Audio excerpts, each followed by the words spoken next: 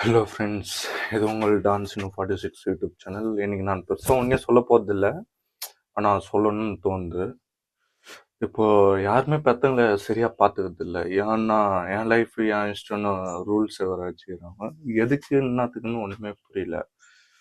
அங்கே இல்லாமல் நம்ம வந்துட்டு இருப்போமா, அங்கே இல்லாமல் நம்ம எதுனா செய்ய முடியுமா? இப்போ ரூல்ஸ் கண்டிஷன் போடுறதெல்லாம் நம்மளோட பத்துங்க இருக்கிறதுனால தைரியத்தில் மட்டும்தான்.